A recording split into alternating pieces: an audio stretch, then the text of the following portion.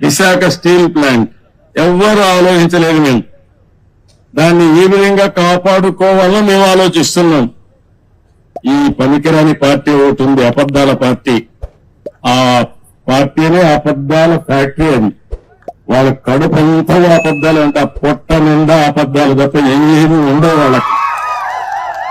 వాళ్ళు చెప్తున్నారు ఎప్పుడో వీళ్ళకి కల వచ్చిందంట, నేను ఒప్పుకున్నానంట ప్రైవేటైజ్ చేయడానికి.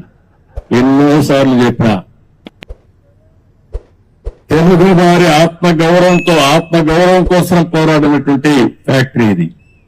ఆంధ్ర తెలంగాణ ఉంటే విశాఖ ఆంధ్రుల హక్కుని ప్రాణత్యాగాలు చేసి ఆందోళన చేసి ఈ ఫ్యాక్టరీని సాధించుకున్నాం. ఆ తర్వాత ఇది ప్రైవేటైజ్ చేస్తామన్నప్పుడు వాజ్పేయి గారి గవర్నమెంట్ లో నేను గట్టిగా ఫైట్ చేసి ప్రైవేటైజ్ చేయకుండా కేంద్రం ఆర్థిక సహాయం చేసి ఈ ఫ్యాక్టరీని కాపాడుకున్నాం.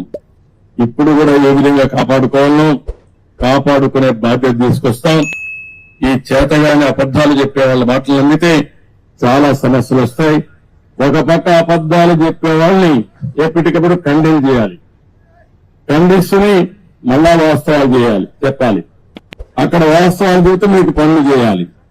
ఓసారి మీరు కూడా అనుకుంటారు అబద్దాలు చెప్పంగా ఏదో సామెత ఉంది, కుక్క పిల్లని తీసుకుపోతాం గొర్రె పిల్లని తీసుకుపోతా ఉంటే ప్రతి ఒక్కరు కనపడిన వాళ్ళందరూ ఏంట్రా ఎవరోడా నువ్వు, ఇదేంటిది కుక్క పిల్లని తీసుకుపోతున్నావు అంటే ఒకటి చెప్తే నేను తెలివైన వాడిని అది గొర్రె పిల్ల అన్నాడు. రెండో వాడు చెప్తే చెప్తే మళ్ళా చూసుకున్నాడు, మళ్ళా నిర్ధారించుకొని ముందుకు పోయాడు. మూడోసారి చెప్తే వీడికి అనుమానం వచ్చింది. నాలుగోసారి అంటే ఇది కుక్క పిల్లని పారేసి వెళ్ళిపోతాడు. అది పందాలో ఈ వైఎస్ఆర్ కాంగ్రెస్ పార్టీ పనిచేస్తా ఉంది. కానీ కరడు కట్టిన ఆర్థిక ఉగ్రవాదులు వీళ్ళు, విశాఖపట్నాన్ని దోచేసినటువంటి దొంగలు వీళ్ళు వదిలిపెట్టే సమస్య ఉండదు. ఏం భయపడవలసిన అవసరం లేదు. మీ మనోభావాలకు అనుగుణంగా పనిచేస్తాం.